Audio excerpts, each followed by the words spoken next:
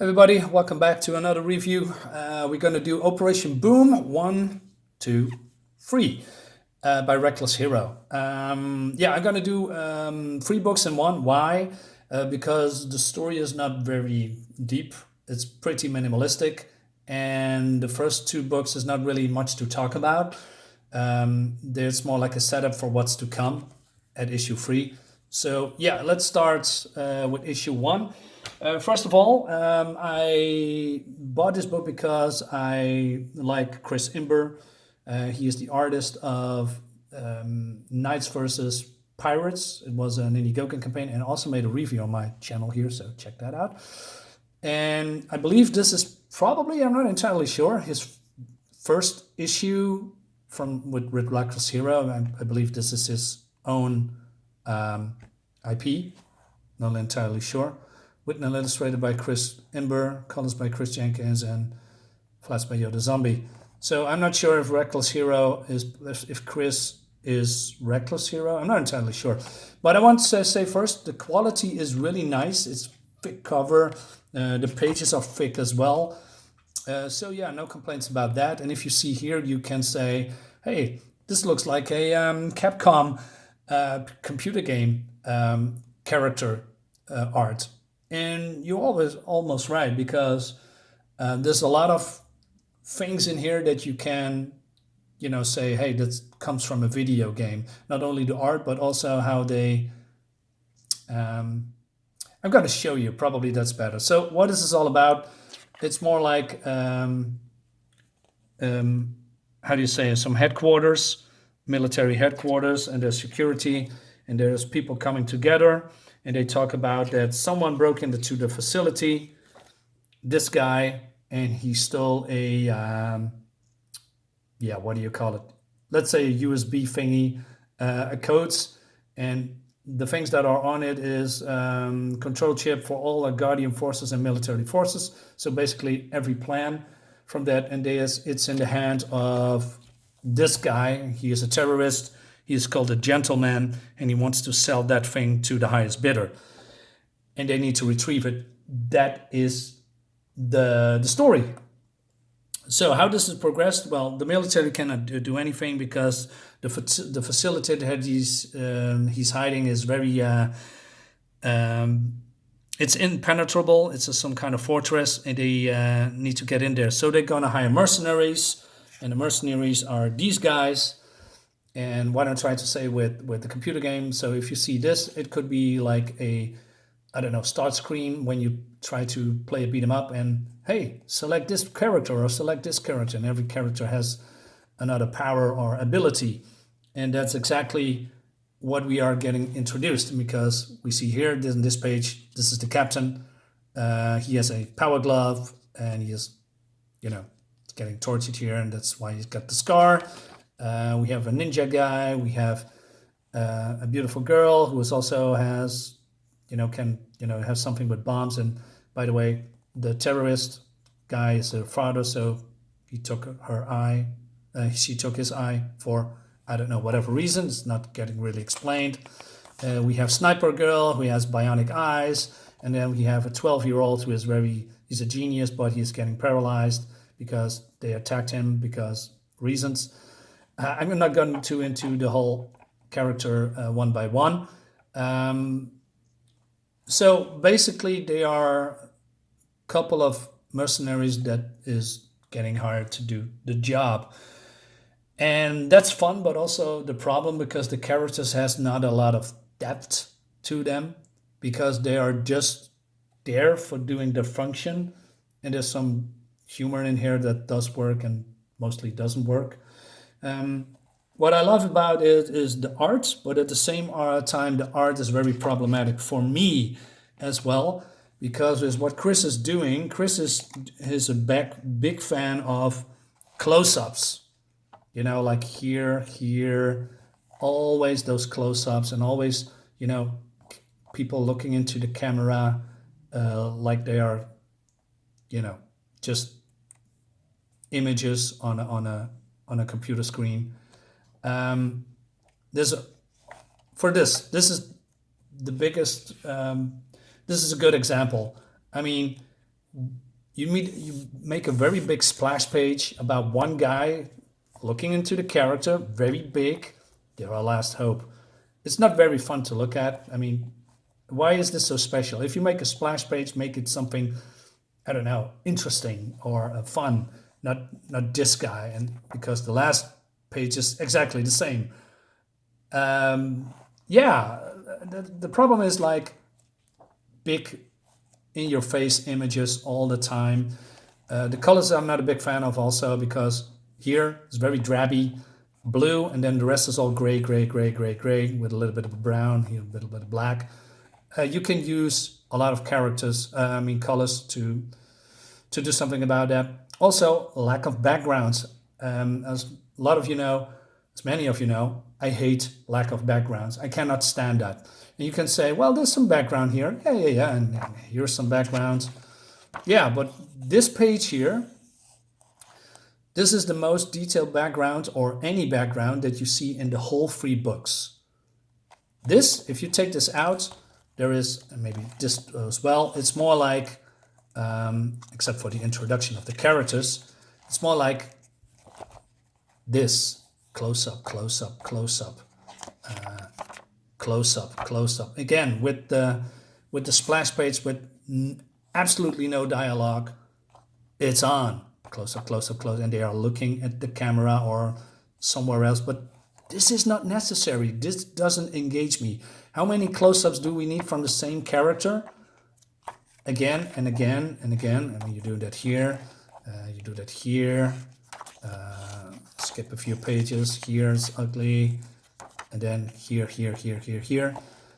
Here, here, here, here. It's not necessary at all. So the first issue, it's not fun, not for me. Second book, great cover by the way. It continues the story, and the problem with it is, hey, look how big I can draw a character on the screen. Can you see how big this is? Because I need to make characters very big, and because this is fun, by the way. And I see they use a lot of the same greens, same greens as well. I don't like that. There's not a lot. The colors almost look the same. If this is a red, the other red looks the same as well. Same with the purples. This is fun. This is really cool to see, this ninja. The problem is, again, with the lack of the backgrounds, hey, we see here, going, explosion, then the rocket hits the wall, they get in, real cool. Then we have a very big, again with the big, ugly fucking wall. I mean, I think Chris is very good with characters. He can express them very well and can do them very well, but there's, I don't know what that is, but the backgrounds or the lack there is very boring. There's not much fun to look at all in this whole 3 books. The backgrounds, the details, the buildings, it's not very fun to look at. I mean, because I see a tiny explosion, well, semi-tiny explosion, then I have a very big, ugly wall. There's nothing there. You can, I don't know, use this for text, for narration, because there's also a lot of no narration in here. Instead of, I'm going in, let's do it. I'm going to shoot you. Something like that. And there is, of course, some better dialogue, but most dialogue is more like, thank you, must have missed that one. Whatever, ninja, get moving. You know, and that's it's very minimalistic. There's not much going on. But it's getting better. Again, with the big, oh God. Then it's get better. We changed the artist because the artist is Brian Vender, who's doing file 4.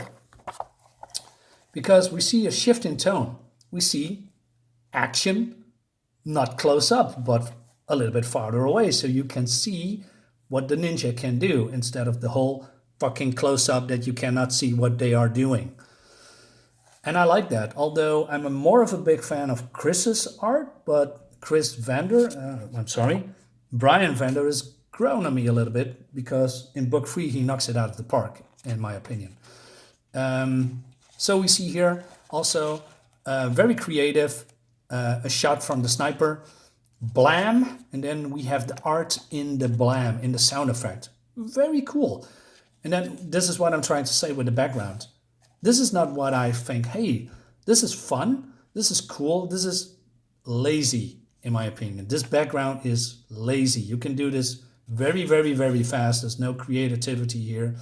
It seems like they are 3D models because it's very, I don't know, it's boring. I cannot say it differently. Here on the rooftops as well, it's boring, but the art is better, or, well, not better, but more different. I like the design as well with the rolling robots, and they are shooting at her, and there's some effects here, and then they are infiltrated, and there's a big battle between Ninja Guy and Stick, who is the infiltrator. Again, no backgrounds. God. And except for this is cool. But then here, you know what I'm going with this. It's not exciting. The saving grace is number 3, Operation Boom, number 3. Cool cover, by the way. Also, we see the mercenaries. I forget the names because the names are not very memorable. I mean, if I go back, let me check how she's hating. She's called Boom. Wow, that is creative. And then we have Captain. Captain is a name. And then we have Udo, Mr. Udo. Okay, that's way better. And then we have Sareen. And we have, who's this guy? Kid with double D. So yeah, I don't know. The names are very flat, boring, uninspiring. So I'm not trying to remember that because it's not important. But this is the difference, because with Chris's art and with Brian's vendor's art, we see here something fun. She jumps over the obstacles and said, hey, easy, your turn, and he's doing that too. So yeah, see, there is not much close-up. It's more, you know, the art is breathing more because you actually see what's going on. And we see finally the characters in the full glory instead of, you know, having an arm or a face or a gun. You know what I'm saying? And the humor is moi. Well, and again, here this humor works because he is very fast. He ducks through the danger obstacles. And then she tries that and she's almost getting killed. I love this scene. And it's very panicky. She stumbles. You know, that's fun. You know, you don't have to be almost a very good artist. If you can express the art in the most fun way, then I, as a reader, has fun as well. So I said I like Chris's more, but no, I changed that. I think, again, sorry, Brian Vendor is more fun to read, to watch, to see. Yeah. So they are, you know, getting trapped in a building, and they are almost died. They are dying, but they are getting out, and then they're going to the headquarters to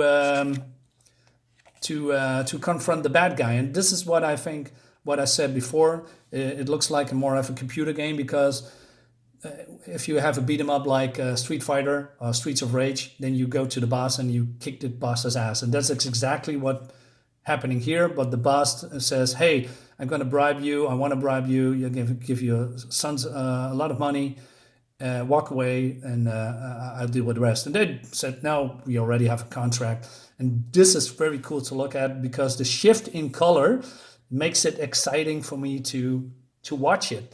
And the action scenes are very cool as well. At some point, he grabs his own daughter and rips off her arm. Although that part is a little bit underwhelming, because it feels like he rips off a puppet's arm instead of, you know, our arm from a human being, because the blood spatters are not really cool. But they are, you know, getting saved by the rest of the crew, and they are getting beaten. And I'm not going to spoil the ending, but the ending is is fun as well, and it's an open ending. And what I really also like is character bios. So here we see the backgrounds of like Sarin and Mr. Udo and Kid, little Henry Kid. And we see here Boom with a new arm. So there's going to be probably another series with Operation Boom. I'm intrigued, and I must say the art is way better because Chris Imber is doing the art as well.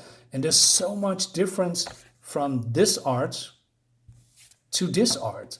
It has more, I don't know, more detail, more light sources, more shading instead of, flat. Yeah, I'm impressed what Chris is doing because you can see here his art. Jenkins, Chris, wait a minute, Imber, Jenkins, wait a minute. Chris Jenkins. Okay, Chris Imber. Okay. So this is probably, this is the writer and this is the artist. Yeah, I like that. I like the shift in detail and in tone. So like I said, I'm not sure why there's so much difference in art from Chris. Maybe it took a little bit more time to complete this because I didn't know, but it was a Kickstarter. So this probably is more like a 3 years project or maybe 1.5 or 2 years. And then Chris's art is improving. That's my guess because the art in Knights vs. Pirates is very cool. Recommend that, by the way. So yeah, is this good? Yeah, I don't know. I got this book relatively cheap. Quality is really there. Nah, for the story, I'm not entirely sure. I leave it up to you because art is very subjective. What I don't like, maybe you like. I don't know. I have a little bit trouble with the pacing and with the characterization because it's basically non-existent. But hey, maybe Boom, Operation Boom, Volume 2 will be better. If you want to get these books, go to recklesshero.com and you can get the books as well. So this is my review. Hope you like it. Share my video, like my video, subscribe to my channel. Again, BLACKHART Manor, still in demand, black and white, horror, 40 pages. It has magazine style. You can back it now. I'm going to leave the link in the description. I'll see you next time. Bye.